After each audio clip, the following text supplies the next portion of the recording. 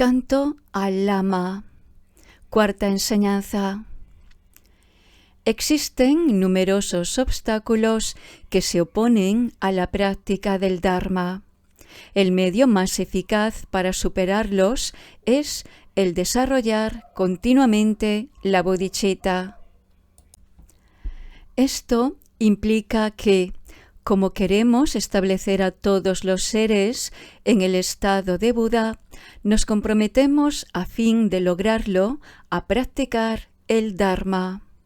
Otro factor esencial que sostendrá nuestro anhelo será la devoción hacia nuestro lama raíz y todos los lamas del linaje, así como la mirada pura que les dirigimos. La llamada lama de lejos es una plegaria que nos ayuda a nutrir esta devoción.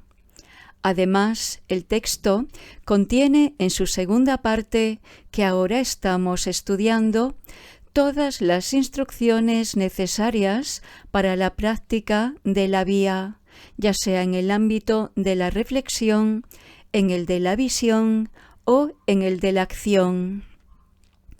Sí, no solo de tiempo en tiempo, sino que en toda circunstancia conservamos en nuestra mente lo que aquí se expone, encontraremos en ello todo lo que necesitamos. Por tanto, el impacto de este texto sobre la práctica es de gran eficacia. No estamos exentos de imperfecciones y defectos, pero con las instrucciones dadas, nuestros defectos pueden tornarse en cualidades. Escondemos en nuestro interior una montaña de faltas y, sin embargo, juzgamos a los demás y hablamos de sus defectos, aun siendo diminutos como semillas de sésamo. Carecemos de la menor cualidad positiva, pero nos jactamos diciendo cuán grandes somos. Nos autoproclamamos practicantes del Dharma, pero solo practicamos lo contrario al Dharma. Lama, piensa en nosotros, apresúrate a mirarnos con compasión. Bendícenos para que abandonemos nuestro orgullo y egocentrismo. Todos tenemos una tendencia mental egocéntrica extraordinariamente fuerte. Pensamos siempre que lo que provenga del yo es excelente y constituye lo mejor. Estamos desbordantes de apego por él. Al mismo tiempo que esta noción del yo, se forma espontáneamente la noción de un otro, hacia el que se produce un movimiento de aversión. Por otra parte, hagamos lo que hagamos, siempre creemos que es lo que mejor conviene, que tenemos razón. Por lo general, no vemos defectos en nosotros mismos, y aunque admitamos tener uno o dos, los consideraremos como menores. Aunque tengamos un defecto grande como una montaña, lo ocultamos y nos ofuscamos si alguien con buena o mala intención tiene la osadía de referirse a él. No admitimos crítica ni reproche e inmediatamente montamos en cólera. Pero si descubrimos el menor defecto en los demás, enseguida vemos una tara enorme e irremediable. Aunque no poseamos ni la menor cualidad, las cualidades a las que nos referimos no son las del intelecto, sino las del corazón, la voluntad sincera de ayudar a los demás. Caemos bajo el imperio del orgullo y marchamos con la cabeza erguida. Ahora bien, si el orgullo se instala, no podrán florecer las verdaderas cualidades. El orgullo no puede sino ahogarlas. Cuanto mayor sea, tanto menos tendrán éstas ocasión de manifestarse, ya que nos rehusaremos sistemáticamente a admitir que podemos tener defectos y de este modo no podremos tomar medidas para superarlos. Es la naturaleza de las cosas. Cuanto más pensemos, soy buena persona, soy alguien importante, sabio, me lo sé todo, tanto más estaremos bloqueados. Este defecto aparece también entre los practicantes del Dharma, del que a veces solo han aprendido los rudimentos, pero pensando conocerlo ya en su totalidad, o bien se creen con la capacidad de elevar a todos los seres al estado de Buda. Esta vanidad es un gran obstáculo. Es muy importante estar siempre atento para no caer en este tipo de actitud. Allí donde tenemos defectos no los vemos. Allí donde no tenemos cualidades, nos imaginamos poseerlas. Así se forma el orgullo. Además, estamos persuadidos de seguir fielmente las enseñanzas de Buda y nos decimos budistas o practicantes del Dharma. De hecho, no son sino denominaciones que nos colgamos de la solapa. En el fondo, estamos empapados de parcialidad, de atracciones y repulsiones, movidos por los 8 dharmas mundanos. Existen practicantes que, de hecho, se ocupan única y continuamente de estos 8 dharmas mundanos. Por tanto, rogamos, Lama, piensa en nosotros, apresúrate a mirarnos con compasión. Bendícenos para que abandonemos nuestro orgullo y egocentrismo. Pedimos al Lama la gracia para que perdamos la tendencia de considerar solamente nuestro propio interés y de no tomar nunca en consideración el de los demás, de privilegiar todo lo que nos favorece o que favorece a los que amamos.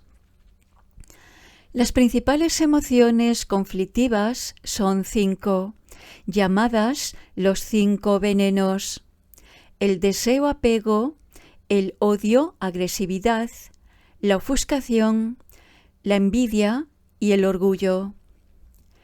Cada uno tiene sus propios defectos en diferentes grados, pero cuando uno está particularmente marcado por el orgullo, y todavía más si se es un practicante del Dharma, entonces se encuentra uno incapacitado para hacer nada beneficioso para consigo mismo, tanto como de hacer alguna obra útil para los demás. Por culpa del orgullo, uno se ilusiona en lo que le concierne. Creyéndose superior, no puede tomarse su propia medida y obrar en consecuencia. Por ello, el texto dice: bendícenos para que abandonemos nuestro orgullo y egocentrismo. Y cuanto menor sea nuestro orgullo, más podrán florecer las auténticas cualidades. Escondemos en nuestro interior el demonio de la fijación egocéntrica que nos depara constantes desgracias. Todos nuestros pensamientos acrecientan las kleshas. Todas nuestras acciones tienen resultados no virtuosos. No hemos ni siquiera vuelto nuestros pasos hacia el camino de la liberación. Lama, piensa en nosotros, apresúrate a mirarnos con compasión. Bendícenos para que erradiquemos completamente el aferramiento al yo. En el primer verso de esta estrofa, totalmente destructor, se aplica al ego, ya que sus efectos negativos no se limitan a esta vida. ¿Cuál es la raíz de nuestro errar por el samsara, de existencia en existencia? Es la ignorancia fundamental, el ego, la identificación con un yo. Es otra manera de decirlo. La raíz de esta existencia, claro está, es la identificación con el yo, pero además lo mimamos considerablemente. Hacemos de él el centro de todas nuestras preocupaciones, por eso se dice que escondemos en nuestro interior el demonio de la fijación egocéntrica. De ahí nacen todas las emociones conflictivas, el deseo-apego, el odio-aversión y el ofuscamiento, que constituyen los 3 venenos, a los que se añade la larga cola de su cortejo. El texto dice: todos nuestros pensamientos acrecientan nuestras kleshas, emociones perturbadoras. Desde el momento en que nuestros pensamientos están marcados por la parcialidad, forzosamente se vuelven la causa de las emociones conflictivas, y debido a las emociones, todos nuestros actos necesariamente adoptan una coloración negativa, y automáticamente como resultado vendrán todos los sufrimientos que tendremos que padecer. En este sentido, ni siquiera hemos emprendido el camino que lleva a la liberación. Estamos totalmente desprovistos de medios para alcanzarla. ¿Por qué? Principalmente por culpa de la identificación con el yo. Por ello rogamos: Lama, piensa en nosotros, apresúrate a mirarnos con compasión, bendícenos para que erradiquemos completamente el aferramiento al yo. Una pequeña alabanza nos hace felices, un pequeño reproche nos entristece. Unas pocas palabras rudas bastan para que se desmorone la armadura de nuestra paciencia. Aun viendo a los desamparados, no surge en nosotros la compasión. Cuando se presenta la oportunidad de ser generosos, nos atan los nudos de la avaricia. Lama, piensa en nosotros, apresúrate a mirarnos con compasión. Bendícenos para que nuestra mente sea una con el Dharma. De modo general, cuando alguien nos dice cosas agradables o nos vanagloria, sentimos alegría, y si se nos critica, nos sentimos contrariados. Realmente, esta satisfacción o este descontento depende solo de nosotros mismos, es decir, de la manera como reaccionamos a lo que se nos dice.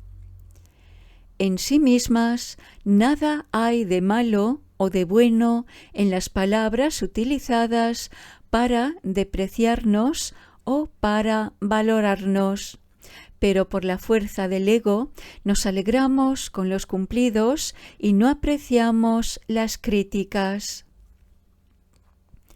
Basta con que un interlocutor nos diga una sola palabra que no nos agrade para que perdamos toda paciencia.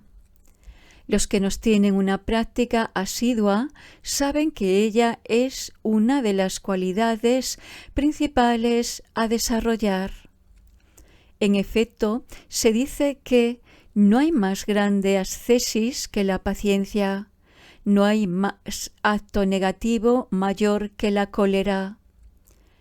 Pese a que en teoría la ejercitamos, fracasamos en cuanto nos encontramos en situaciones que la ponen a prueba. Lo más a menudo, una palabra desagradable es suficiente para provocar toda nuestra cólera. De golpe perdemos la armadura de la paciencia y a la menor agresión verbal respondemos con palabras duras y violentas. Necesitamos el precioso espíritu del despertar y nosotros, los practicantes, debemos aplicarlo en toda circunstancia. Sin cesar recitamos: pueda yo establecer a todos los seres en el estado de Buda. Tal es nuestra aspiración. Pero cuando llega la ocasión de poner en práctica este espíritu del despertar, cuando nos enfrentamos con una miseria bien real, dejamos de lado nuestra compasión y apenas nos preocupamos de aliviar los males ajenos. Nuestro espíritu de compasión no va verdaderamente mucho más allá de las meras palabras. De nada nos vale el propósito de dar si la avaricia nos encadena cuando encontramos un pobre y si no ofrecemos el menor don. Por tanto, suplicamos: Lama, piensa en nosotros, apresúrate a mirarnos con compasión, bendícenos para que nuestra mente sea una con el Dharma. Bajo el punto de vista de las palabras, todos hemos comprendido la necesidad de la paciencia, de la compasión y de la generosidad. Pero hay que superar la fase de las palabras. Es necesario que esas cualidades del Dharma impregnen verdaderamente nuestra mente, sin lo que no seremos sino pura labia y nuestras frases no tendrán ninguna utilidad. Por el contrario, tendremos que constatar que, cuando las circunstancias lo demanden, estamos realmente preparados a ser pacientes, compasivos y generosos. Pensamos que el samsara es valioso, cuando en realidad no lo es.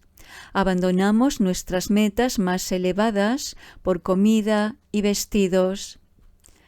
Pese a poseer cuanto necesitamos, siempre queremos más. Nuestra mente es engañada por los fenómenos irreales e ilusorios. Lama, piensa en nosotros, apresúrate a mirarnos con compasión. Bendícenos para que abandonemos el apego a esta vida. Como ya vimos ayer, el samsara es sufrimiento por propia naturaleza y, pese a que no tiene más que un valor y una existencia relativos, lo erigimos como absoluto. Le atribuimos una permanencia cuando todos los fenómenos son por sí mismos transitorios. Aunque el samsara no tiene nada de esencial, le atribuimos este carácter. No nos hemos preocupado más que por lo temporal, nuestro alimento y nuestros vestidos, y abandonamos nuestra aspiración por aquello cuyo alcance es, sin embargo, mucho mayor, la práctica del Dharma, para la que nunca llegamos a encontrar el tiempo necesario. Si somos capaces de practicar el Dharma, sacaremos beneficio no solo para esta vida, sino también para todas las vidas por venir. Nos liberaremos del sufrimiento y por fin alcanzaremos últimamente el estado de Buda. Pero descuidamos este vasto proyecto para dedicar la totalidad de nuestro tiempo al afán de la comida y del vestido, que no conciernen sino el limitado espacio de esta vida. Pese a cuanto podamos poseer ya, nunca es bastante. Somos incapaces de contentarnos con lo que tenemos. Siempre queremos más. Hemos adquirido una cosa, queremos ya una segunda. hemos conseguido la segunda, nos hace falta la tercera. Si tuviéramos 100, nos harían falta 1000. Cuando ya estamos en posesión de lo necesario, nunca pensamos que ya es suficiente. Y todos funcionamos con este modelo. De hecho, el no poder alcanzar una felicidad auténtica y definitiva nos hace sentir continuamente una carencia, de modo que nos lanzamos en la persecución incesante de nuevas posesiones. Pensamos que los fenómenos del samsara son reales, permanentes, aptos para procurar la dicha. Es una imputación errónea. En verdad, todos los fenómenos son ilusorios, impermanentes, agentes del sufrimiento. Nuestra mente está en el error y vaga en la ilusión. Por ello, solicitamos la gracia del Lama para que tengamos una visión que englobe una perspectiva mucho más vasta que el cuadro de la existencia presente. Lama, piensa en nosotros, apresúrate a mirarnos con compasión. Bendícenos para que abandonemos el apego a esta vida. Solo el Dharma nos podrá aportar un bien definitivo y solo hacia él nos debemos volver. Somos incapaces de soportar el más leve dolor físico o mental, pero con ciega testarudez no vacilamos en caer en los reinos inferiores. Pese a ver directamente la infalibilidad de la ley de la causa y efecto, no actuamos virtuosamente, sino que incrementamos nuestras acciones negativas. Lama, piensa en nosotros, apresúrate a mirarnos con compasión. Bendícenos para que alcancemos la completa convicción en las leyes del karma. Cuando a lo largo de la vida nos encontramos, no sea más que un pequeño dolor físico o una pequeña pena interior, no las soportamos y tenemos la impresión de padecer inmensos sufrimientos. Sin embargo, no son gran cosa si los comparamos con los sufrimientos de los mundos inferiores. No soportamos los sufrimientos propios de la vida humana, pero realizamos sin cesar actos que son la causa del renacimiento en los reinos inferiores, donde los tormentos serán infinitamente más intensos.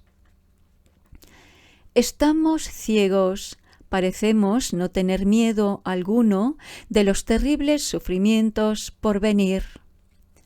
Algunas personas no conocen la existencia de los mundos inferiores, otras, conociéndolos, pero no teniendo directamente la experiencia de los sufrimientos que los caracterizan, no creen verdaderamente que vayan a sufrirlos en el futuro y, por tanto, no tienen miedo.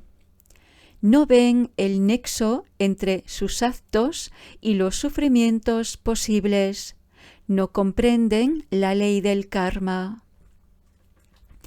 Sin embargo, si observamos atentamente, veremos que la ley del karma es infalible. Todo el mundo, sin excepción, está sometido a ella. Cada uno está padeciendo en el momento actual el resultado de su propio karma pasado. Cada cual quiere vivir en la felicidad y quiere evitar la aflicción. Cada cual se esfuerza en realizar lo primero y en rechazar lo segundo.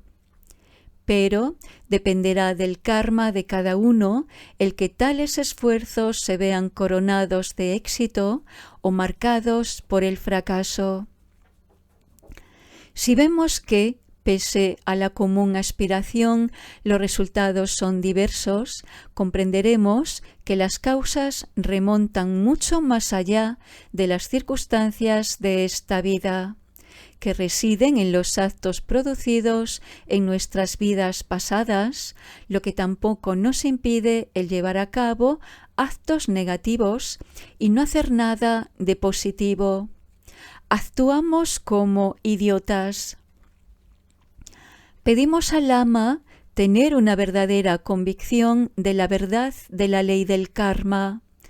Lama, piensa en nosotros, apresúrate a mirarnos con compasión. Bendícenos para que alcancemos la completa convicción en las leyes del karma. Y por ahí nos comprometeremos automáticamente en la vía de los actos positivos y en evitar los negativos. Sin esta convicción careceremos de la energía necesaria, salvo de modo muy puntual. Odiamos a nuestros enemigos y nos apegamos a los amigos. Perdidos en las tinieblas de la ignorancia, no sabemos qué aceptar o qué rechazar. Cuando practicamos el Dharma, caemos bajo la influencia de la agitación, el torpor y la somnolencia. Cuando no practicamos el Dharma, somos astutos y nuestra mente y sentidos están alerta. Lama, piensa en nosotros, apresúrate a mirarnos con compasión. Bendícenos para que exterminemos a nuestro enemigo, las kleshas. Somos constantemente presa de la atracción y de la repulsión, lo que nos conduce a no saber discriminar entre lo que es bueno y lo que no lo es, entre lo positivo y lo negativo, entre lo que hay que hacer y lo que hay que rechazar. Sumidos en la ceguera, nos dejamos arrastrar sin parar por las emociones conflictivas. Más todavía, si queremos practicar el Dharma, por culpa del poder de los malos hábitos, nos vemos frenados por una poderosa apatía que nos ciega. ¿Acaso no nos adormilamos cuando emprendemos la recitación de oraciones o la práctica de un ritual? Y por contra, las actividades profanas vuelven nuestra mente alerta y clara. Se debe a que no sabemos discriminar correctamente entre lo positivo y lo negativo. Pedimos al Lama que nos ayude a vencer a nuestros verdaderos enemigos, esas emociones conflictivas que son la atracción, la aversión y la ceguera. Lama, piensa en nosotros, apresúrate a mirarnos con compasión. Bendícenos para que exterminemos a nuestro enemigo, las kleshas. Cuando nos planteamos la práctica del Dharma, consideramos siempre que los obstáculos son numerosos y que las condiciones no son buenas. Encontramos mucho más fácilmente condiciones favorables para las actividades profanas. Pero son las emociones conflictivas las que nos hacen creer que las condiciones son buenas o malas. Y si no tenemos una gran confianza en el Dharma, encontraremos siempre razones para no practicar. Esto no necesita excesivas explicaciones, lo sabemos muy bien. Nuestra apariencia exterior es la de un auténtico practicante del Dharma, pero en nuestro fuero interno la mente no se ha fundido con el Dharma. Escondemos las kleshas como a serpientes venenosas en nuestro interior. Pero, en cuanto surgen situaciones adversas, los ocultos defectos de un mal practicante salen a la luz. Lama, piensa en nosotros, apresúrate a mirarnos con compasión. Bendícenos para que seamos capaces de adiestrar nuestra mente. Nuestra apariencia exterior es, sin duda, la de un auténtico practicante, pero nuestra mente no está mezclada con el Dharma. No concedemos al Dharma su verdadera función, a saber, la supresión de las emociones perturbadoras y el cumplimiento del bien ajeno. Nuestra mente permanece impregnada por esas emociones y obramos solo en nuestro propio interés. El pensamiento del bien ajeno no nos habita un solo instante. A menudo, una serpiente es hermosa de aspecto, a veces amarilla, otras rojiza, a veces multicolor. Sin embargo, la serpiente es odiosa por naturaleza y oculta veneno. La tememos porque conocemos su naturaleza agresiva, si no, la encontraríamos ciertamente hermosa de mirar. Del mismo modo, se ocultan en nosotros las emociones conflictivas. Exteriormente exhibimos las apariencias del Dharma, de quien hacemos profesión de fe. Interiormente pensamos en nuestro confort durante esta vida, en nuestra felicidad personal, en nuestra fama, en nuestros bienes o en ejercer nuestro poder sobre los demás. Nuestra mente no está, por tanto, mezclada con el Dharma. Ocurre, sin embargo, que el interior se revela a través de las apariencias con las que lo disfrazamos. Basta con que se produzca un solo motivo, una causa. Entonces todo el mundo ve nuestros defectos. No solamente no tomamos con sinceridad nuestra mente hacia el Dharma, también engañamos a los demás. Cuando entramos, tenemos del Dharma una consideración muy alta, una gran devoción y fe. Después practicamos 1, 2 o 3 años. Pero si el Dharma no impregna verdaderamente nuestra mente, pronto no guardamos más que las apariencias. Interiormente lo rechazamos y solo nos preocupamos de nosotros mismos. Se agrandan nuestras emociones y crece el orgullo.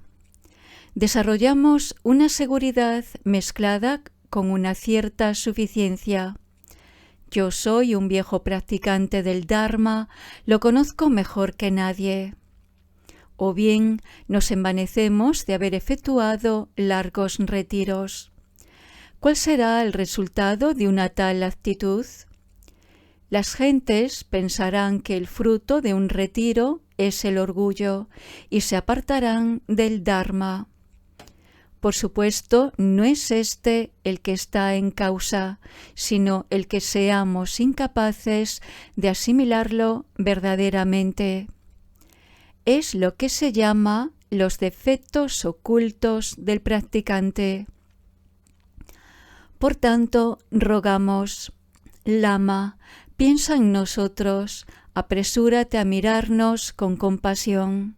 Bendícenos para que seamos capaces de adiestrar nuestra mente, porque el Dharma debe efectivamente servir para adiestrarla. El Buda dijo, no realizar ningún acto negativo, practicar completamente la virtud, adiestrar perfectamente a la mente. Tal es la enseñanza de Buda. También Milarepa decía que la enseñanza consiste en amaestrar nuestra mente rebelde. Adiestrar la mente significa no dejarla caer presa de las emociones conflictivas. Se dice que el signo del estudio es la conformidad entre los preceptos del Dharma y nuestra conducta exterior, la del cuerpo y la de la palabra. Pero que el signo de la meditación es la ausencia de emociones conflictivas. Solo esto último indica un verdadero cambio en nosotros. Para saber si nuestra práctica es eficaz o no, es auténtica o no, debemos observar lo que pasa a nivel de las emociones. Sin reconocer nuestros propios defectos, adoptamos la forma externa de un practicante del Dharma, ocupándonos, mientras tanto, de actividades contrarias al Dharma. Nos hemos habituado a las klesas y a las actividades no virtuosas. Una y otra vez surgen intenciones virtuosas, una y otra vez son erradicadas. Lama, piensa en nosotros, apresúrate a mirarnos con compasión. Bendícenos para que veamos nuestros propios defectos. Esta estrofa retoma de otro modo lo que ya expresó la precedente. Exteriormente adoptamos la apariencia del Dharma, pero de hecho nos dedicamos a toda suerte de actividades sin ninguna relación. De modo que espontáneamente nos forjamos la costumbre de realizar actos negativos bajo la batuta de las emociones conflictivas. Todos los seres poseen la naturaleza de Buda, Sugata Garbha, y es natural que a veces se eleve en nosotros el pensamiento del bien. Desgraciadamente, se verá rápidamente ahogado por culpa de las emociones conflictivas y de la fuerza de nuestro karma negativo. No debemos contentarnos con exhibir una conducta dármica de puertas afuera, sino que debemos reconocer también los defectos que maculan nuestra mente, ya que esto nos permitirá una práctica auténtica. La mayor parte del tiempo no somos conscientes de nuestros defectos y pensamos ser perfectos desde el momento en que nuestra actividad externa es correcta. Pero es el interior el que debe ser reformado y para ello debemos estar siempre atentos a lo que pasa en nuestra mente. Las reglas propuestas por la ética budista conciernen al cuerpo, a la palabra y a la mente. La finalidad de estas reglas no es dar un espectáculo exterior, sino la de ser provechosas para el espíritu. Del mismo modo, los rituales que cumplimos o los textos que recitamos tienen esta misma función. La actitud externa apenas será útil.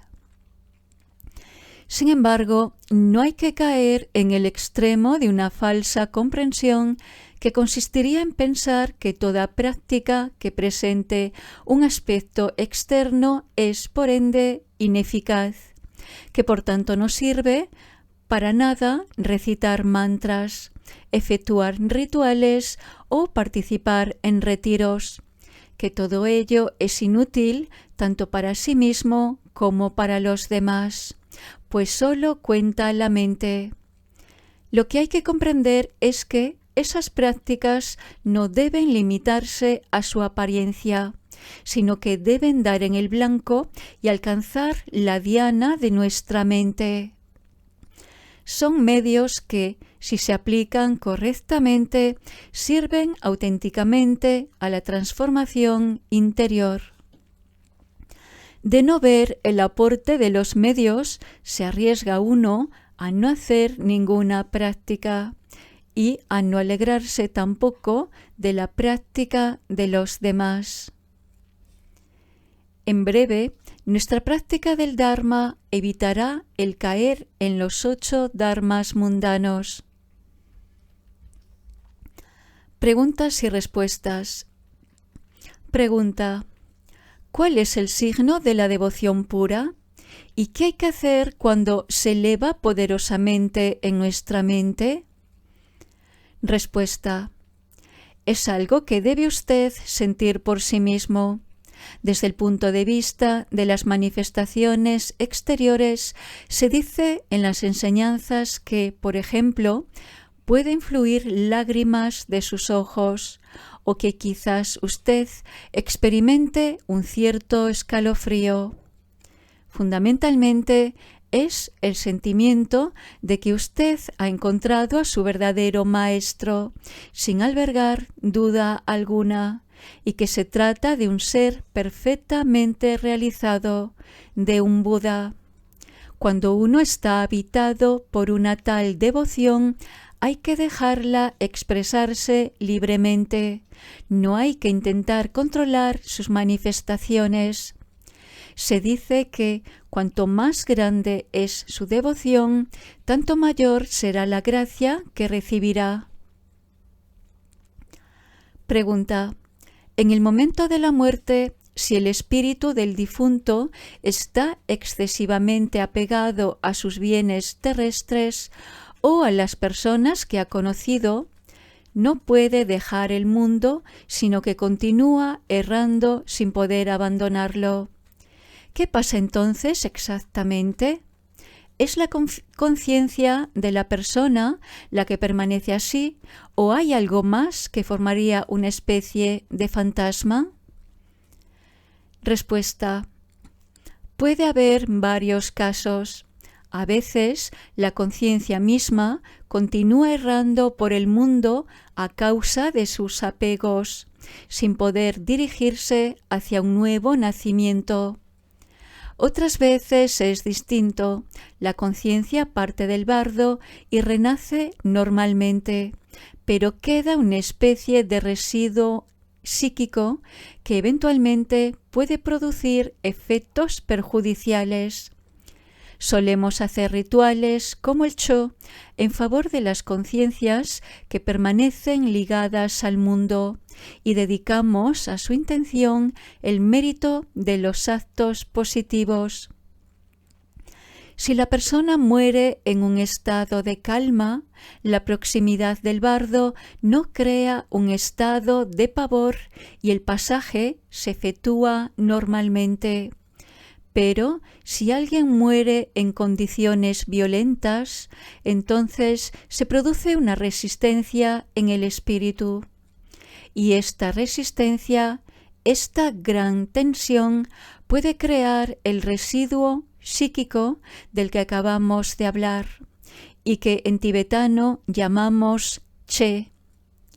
Sin que verdaderamente sea un fantasma, este Che puede aportar a las familias o a los cercanos ciertos perjuicios, lo que sin embargo no significa tampoco que tenga algo de malo la conciencia misma de la persona, ya separada del Che y que continúa su camino.